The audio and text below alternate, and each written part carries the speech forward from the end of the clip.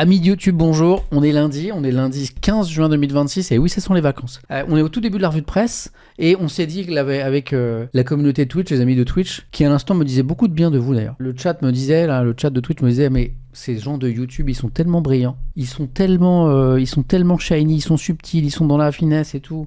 Je leur ai dit de quoi on leur parle ce matin. Ils m'ont dit il faut leur parler de l'Iran. Cette supposée fin de la guerre annoncée là. Je leur ai dit ouais mais attendez, c'est quand même, c'est pointu quoi. Ils ont le niveau. Et Anthropic, c'est pour les gars, ça c'est pour YouTube. Hein. C'est pour YouTube, ils ont pas votre niveau. Hein. Ça, là c'est des sujets un peu complexes. Je sais que sur Twitch vous avez le niveau, mais ça sur YouTube, je sais pas. Amis YouTube, je vais vous parler de ces annonces. Vous avez peut-être vu ça sur Internet, à la radio, à la télé ces dernières heures là. On nous annonce une fin de la guerre au Moyen-Orient. Très bien, moi je veux bien y croire, mais je veux aussi vous dire, soyons prudents, parce que tout n'est pas clair dans cette histoire. Bon déjà, le truc devait se terminer en 15 jours, ça dure depuis 5 mois, mais bon, allons-y. Alors je vous ai mis un article de Mediapart, du Huffington Post et du Figaro pour éclairer ce sujet. C'est parti. Alors d'abord, Mediapart, sur leur site ce matin, les États-Unis et l'Iran parviennent à un accord pour mettre fin à la guerre. Bon. Alors les gens qui s'arrêtent au titre, et il ne faut jamais s'arrêter au titre, il faut toujours creuser, plonger dans l'info, les gens qui vont lire ce titre en disant bah voilà, Samuel il raconte de la merde, la guerre est finie, let's go, hey Donald, bravo Donald. Ben non, c'est plus compliqué. Près de 5 mois, ça devait durer 15 jours. Après le déclenchement du conflit, le 28 janvier, le Pakistan, le pays médiateur dans toute cette affaire, a donc annoncé la conclusion d'un accord pour faire cesser cette guerre. Ça c'est bien, c'est important. Washington et Téhéran ont confirmé dans la foulée. Bah alors Samuel, c'est terminé alors. Vous allez voir, c'est plus compliqué que ça. Quelqu'un me dit, mais ça reste un bon début. Bien sûr, c'est plus compliqué. Je pense qu'il faut rester prudent. La signature aura lieu à Genève le 19 juin. Il y a même une date. Bon déjà, on n'est pas le 19 juin, donc le truc n'est pas signé. Entre les pays belligérants, États-Unis, Israël, Iran, l'Israël qui semble bien mis de côté par Trump d'ailleurs dans cette histoire, tout peut se passer. Et puis après, on verra comment ça va s'appliquer. Et puis surtout, je spoil un petit peu, il va falloir voir ce qu'il y a dans cet accord de paix. Ah bah oui, il y a un sondage qui vient d'être lancé. Les personnes les plus intelligentes sont sur Twitch 82%, Podcast 7%, YouTube 6%. Vous pouvez pas dire ça les gars. Cette médisance, cette suffisance que vous avez vis-à-vis des autres plateformes. Alors Twitter 4%, ça c'est vrai. Mais là, vous exagérez quand même. Ah là. Donc je continue. Donc les États-Unis et l'Iran sont parvenus à un accord. Notez que ça parle pas d'Israël. Pour mettre fin de façon immédiate et permanente à la guerre au Moyen-Orient sur tous les fronts, y compris le Liban, ça c'est une bonne nouvelle pour les Libanais. Qui a annoncé ça ? Dans la nuit du 14 juin, le médiateur pakistanais. Cérémonie de signature aura lieu le 19 juin, c'est dans 4 jours, à Genève, a indiqué sur le Premier ministre pakistanais, Shehbaz Sharif, médiateur clé de la guerre au Moyen-Orient. Le Pakistan, depuis le début, essaye d'aider les parties au conflit à trouver un accord de paix. Elle devait mettre... Merci Firelander. Merci Oxia. Elle devrait mettre un terme au conflit de presque 5 mois, démarré le 28 janvier par des frappes d'Israël et des États-Unis sur l'Iran. Ok, continuons pour comprendre. Qu'est-ce qu'il y a dans cet accord ? Maintenant que l'accord est conclu, les médiateurs faciliteront une série de réunions cette semaine. Ok, donc il y a un accord, mais il y a des réunions qui arrivent. Bon, on sent que le truc n'est pas tout à fait ficelé. Discussion préalable à la mise en œuvre, jetteront les bases des pourparlers techniques. Attendez, normalement, quand tu dis qu'il y a un accord, les pourparlers, ils sont faits. Il y a eu pourparlers, il y a accord. Vous voyez ? Ces discussions préalables à la mise en œuvre jetteront les bases des pourparlers techniques et la cérémonie officielle de signature. Moi, je dis restons prudents sur cette annonce.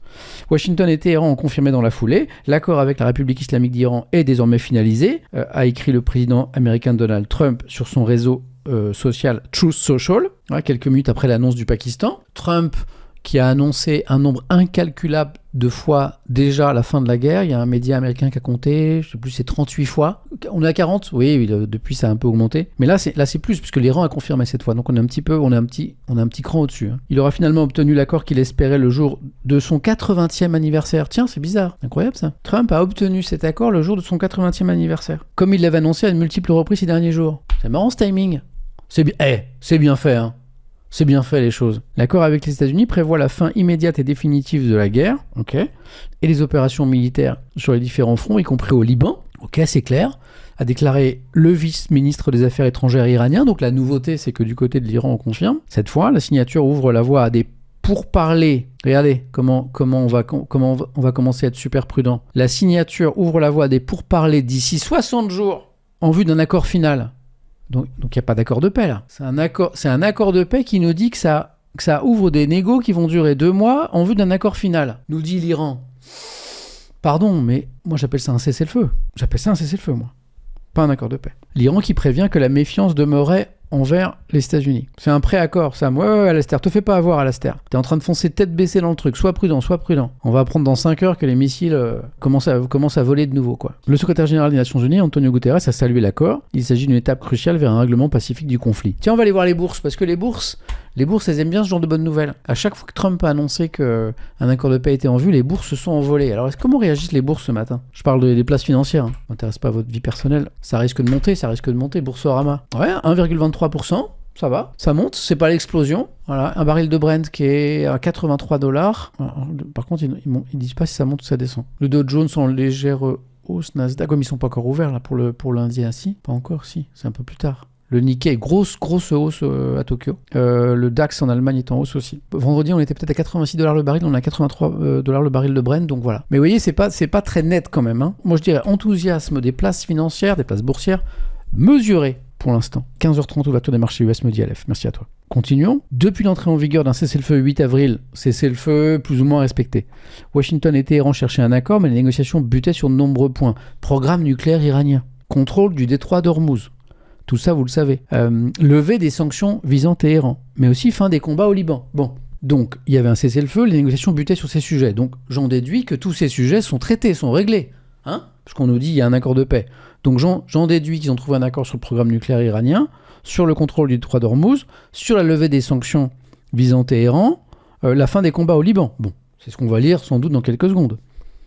Le Liban, pays entraîné dans la guerre le 2 mars, quand le Hezbollah a visé Israël depuis son territoire. Depuis, Israël a pilonné le Liban et a envahi le sud du pays. C'est une catastrophe pour les Libanais, disant vouloir éliminer le mouvement chiite. 3700 morts selon le Liban. 3700 morts au Liban depuis début mars par les frappes israéliennes. Dans un premier temps, dimanche, en fin de journée, Trump s'était montré très optimiste quant à la réouverture du détroit d'Ormuz. J'autorise pleinement la réouverture du détroit d'Ormuz sans droit de passage et parallèlement la levée immédiate du blocus naval américain, avait-il fanfaronné. Navires du monde entier, voilà, mettez les moteurs en marche. J'adore. Que le pétrole coule à flot. Ça, c'est bien du Trump. L'enthousiasme, c'est beau ça. Moi, je suis admiratif de l'enthousiasme. Les gens qui sont en capacité de mettre de l'enthousiasme comme ça. Quelques minutes plus tard, il a tempéré son ton. Ah, zut. Et expliqué que le détroit serait rouvert après les signatures vendredi de l'accord de prêt du 19 juin. On est passé de « let's go, c'est rouvert » à « faudra attendre le 19 juin ». Pardon, mais le 19 juin, on va sans doute apprendre qu'il faudra attendre encore un autre truc. Ce grand accord, avec Trump, tout est toujours grand de toute façon, apportera la paix et la sécurité à toute la région, a-t-il promis. Ok. Bon, des interrogations. Est-ce qu'on va être éclairé un petit peu par cet article du Huffington Post ce matin sur le contenu de cet accord ? Parce que ce que je ne sais pas encore, si, comme je suis censé le croire à la lecture de tout ça, si on nous annonce un accord de paix, c'est donc qu'ils ont trouvé une solution sur le nucléaire iranien, sur les sanctions contre l'Iran, sur le détroit d'Ormuz et sur le Liban, on est d'accord ? Donc peut-être qu'on va l'apprendre dans cet article du Huffington Post, puisque Mediapart ne l'a pas donné. Alors qu'est-ce que nous dit le HuffPost ce matin ? Plap. Donc ça, les infos on les a déjà. Plap. Donc selon le Pakistan, États-Unis et Iran se sont engagés à mettre un terme à leurs opérations militaires. Quid d'Israël ? J'ai l'impression que cet accord de paix semble oublier qu'il y a un belligérant qui s'appelle Israël. Bon, je dis ça, je dis rien. Donc cérémonie officielle de signature prévue le 19 juin en Suisse. Ok, ça on sait. Téhéran précise qu'il ne s'agit que d'un protocole d'accord. Donc nouvelle négociation qui doit venir dans un délai de 60 jours afin de parvenir à un accord définitif. Attends. C'est pas des négociations qui démarrent maintenant qui doivent durer 60 jours ? Les nouvelles négociations qui doivent s'ouvrir dans un délai de 60 jours ? C'est-à-dire qu'on nous dit, on signe un accord le 19 et 2 mois après, on ouvrira des négociations ? Pardon, mais en langage commun, c'est quoi ce BINS ? Parmi les sujets encore en discussion figurent la levée des sanctions qui vise l'Iran, le dossier nucléaire, la reconstruction du pays, ainsi que la mise en place d'un mécanisme chargé de vérifier le respect des engagements pris par chaque partie. Donc on est en train de nous dire que tout ce qui devrait être conclu dans l'accord de paix est encore à négocier. Je ne comprends pas bien ce qu'est cet accord de paix. Si l'accord de paix est un cessez-le-feu, il y a déjà un cessez-le-feu en cours. Excusez-moi, loin de moi l'idée d'être sceptique, mais je ne comprends pas bien. À ce stade, fin du papier du HuffPost posté ce matin, les autorités américaines comme iraniennes n'ont pas encore publié de communiqué détaillant les termes de l'accord annoncé par le Pakistan. Les contours précis du cessez-le-feu et les engagements pris par les différentes parties restent donc à éclaircir. Peut-être que c'est la paix. Peut-être que je me trompe. Peut-être qu'ils sont d'accord sur tout. Peut-être que la sagesse a prévalu. Mais là, quand je lis tout ça, moi, excusez-moi, je me pose bien des questions sur cet accord de paix. Éclairage du Figaro ce matin, qui s'interroge, ici c'est l'article, le deuxième article, là, sur ce qu'il y a dans cet accord. Une mauvaise paix avec Téhéran mènerait à la prochaine guerre. Lisons, article signé Isabelle Lasserre, c'est parti. Je vous lis l'essentiel, je lis en diagonale comme d'habitude, je vais à l'essentiel. Alors, ça parle du sommet du G7 d'Évian, bien sûr, on va beaucoup parler de ça, tu m'étonnes, ça j'aurai l'occasion de vous en parler pendant plusieurs jours. À ce propos, buvez de l'eau pour sommet du G7 d'Évian, chaleur, canicule qui arrive à nouveau, on va en parler tout à l'heure, hydratez-vous, logique. Isabelle Lasserre écrit « Beaucoup vont se féliciter d'un cessez-le-feu renouvelé et agrémenté d'une promesse de négociation. » Déjà, Isabelle Lasserre nous dit ne parle même pas d'accord de paix. Elle dit les termes. Elle dit non, c'est pas un accord de paix. C'est un cessez-le-feu renouvelé et une promesse de négociation. Vous voyez, c'est pas la même chose. Qui mettra fin à la guerre et lèvera la pression sur le marché pétrolier. Je le souhaite, je l'espère bien sûr. Même s'il existe encore des incertitudes sur le contenu du mémorandum qui pourrait être signé dans les heures ou les jours qui viennent, il ne résout aucun des problèmes de fond posés par la question iranienne. Pire, écrit la journaliste, il annonce sans doute un accord de paix bien moins ambitieux que celui de 2015, le JCPOA, que Trump avait déchiré en dénonçant sa mollesse. C'était l'accord qui avait été obtenu par Obama notamment à l'époque. À défaut d'être parfait, donc en gros, ce qu'il aurait obtenu là, c'est moins que ce que Trump dénonçait en 2015. À défaut d'être parfait, le traité arraché de haute lutte par les négociateurs européen, adouci par Obama et redurci par les Français autour de Laurent Fabius à l'époque, avait au moins le mérite d'être global et contraignant. Ce que s'apprête sans doute à endosser Washington et Téhéran et dont les grandes lignes restent désormais à peu près les mêmes, n'est qu'une pause tactique dans la guerre assortie d'une promesse de négocier sur la question nucléaire, le cœur du sujet pendant 60 jours. Je ne me suis pas trompé. Ça n'est absolument pas un accord de paix, ce truc. Voilà, ne vous laissez pas abuser. Pressé de sortir d'une guerre qui n'a pas donné les résultats escomptés, avec les primaires en ligne de mire, novembre, l'inflation aux États-Unis, les désordres économiques mondiaux induits par la crise d'Ormuz, Trump tente de fabriquer une victoire et de convaincre le monde que cette dernière lui revient. Vous allez voir dans les prochaines heures, les prochains jours, vous allez voir un Donald Trump qui dit « La paix, let's go, j'ai réussi, c'est moi qui l'ai fait, j'ai imposé ma paix, votez pour moi, je suis le meilleur, tout va bien. » Quand on lit ces lignes, on comprend bien que c'est beaucoup plus subtil. Certes, le président américain pourra se targuer d'une réouverture du détroit d'Ormuz, devenu sa priorité. Détroit d'Ormuz qui a été fermé par la guerre provoquée par Trump, on va rappeler. Donc le gars a réussi à obtenir l'ouverture d'un détroit que sa guerre avait provoqué. Bravo Donald, bravo. C'est comme un mec, je sais pas, allégorie. Tu joues au foot, tu casses un carreau, tu viens réparer, voilà, tu demandes le prix Nobel de la paix, quoi. En gros, bah non, chérie.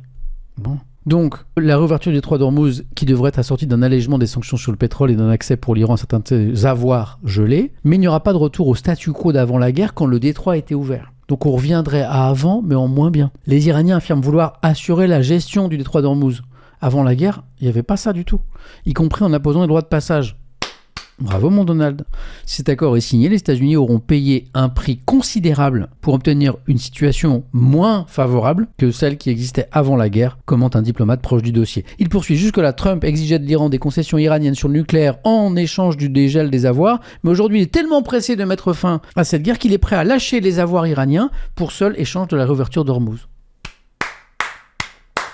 Exit la question des missiles balistiques, exit la question des proxys, les soutiens de l'Iran, les Hamas, les Hezbollah, etc., qui déstabilisent le Moyen-Orient. C'est parce que ces deux sujets n'y figuraient pas que Trump a... Hop, il me manque un bout de l'article. C'est parce que ces deux sujets n'y figuraient pas que Trump avait décidé de quitter le JCPOA, l'accord qui avait été négocié notamment par Obama en 2018. Exit surtout la question du nucléaire, au cœur de la crise entre le régime islamique et la communauté internationale depuis 2003 dont l'examen a été repoussé. Trump promet qu'il récupérera la poussière nucléaire comme il l'appelle, le stock de 440 kg d'uranium enrichi à 60%, rappelle le Figaro, pour la détruire, mais plus tard. Mais des fuites des services américains dans les médias suggèrent que l'Iran a scellé son stock d'uranium sous terre en bloquant et en piochant les entrées. Quant à la question centrale de l'enrichissement du nucléaire, qui devrait permettre à l'Iran un jour peut-être de se doter de l'arme atomique, elle doit faire l'objet de négociations pendant les 60 jours qui suivront la signature du mémorandum. Donc on voit que rien n'est réglé. En fait, on est en train de se rendre compte en lisant les journaux ce matin que tout ce qui a provoqué le conflit, Dixit, Israël et les États-Unis, n'est pas réglé. Et certains voudraient nous parler d'un accord de paix.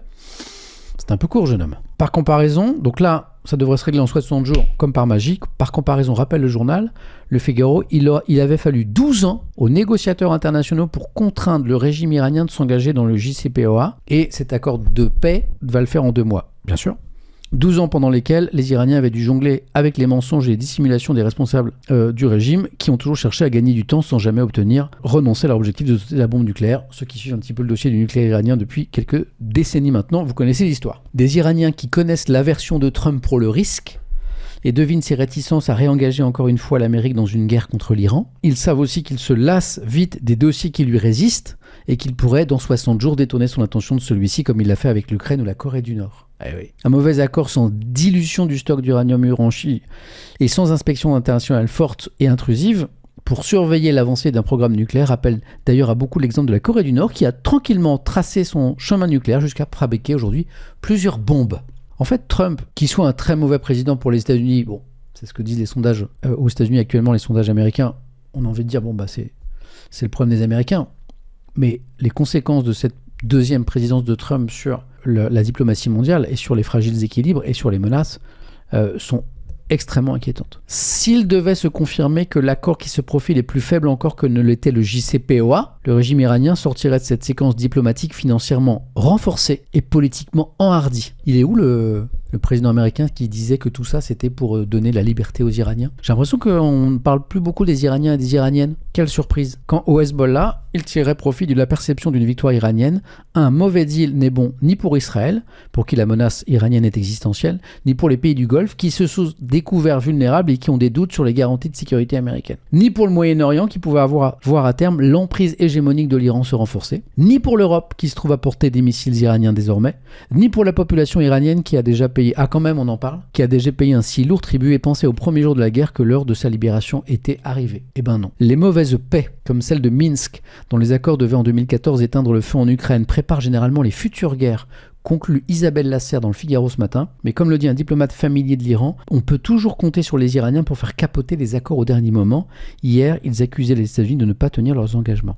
Donc, quand vous avez pu voir ce matin, il est fort le Trump, accord de paix signé au Moyen-Orient, eh bien ces quelques minutes de lecture de quelques articles choisis avec soin vous montrent qu'il faut peut-être être un peu prudent sur cette annonce, qui arrange peut-être Trump et le régime des mollahs à court terme, qui est plein d'incertitudes sur l'avenir. Amis de YouTube, merci d'avoir suivi cette petite analyse sur l'Iran, sachant qu'il y a plein d'autres actualités qu'on va évoquer dans un instant, mais on voulait absolument partager cette info avec vous. N'hésitez pas à mettre des petits pouces, des petits likes, je sais pas comment ça s'appelle, des coups de boost, des je sais pas quoi. Faites ce que vous voulez, n'hésitez pas à suivre cette chaîne YouTube parce qu'on y poste de plus en plus de contenu avec Mathieu qui est dans le chat ici, qui gère la chaîne YouTube avec beaucoup de talent. Des bisous. Et puis pour plus d'actu, n'hésitez pas à venir sur Twitch. Bahamut dit Trump c'est un crocodile. Grande gueule et petits bras. Joli.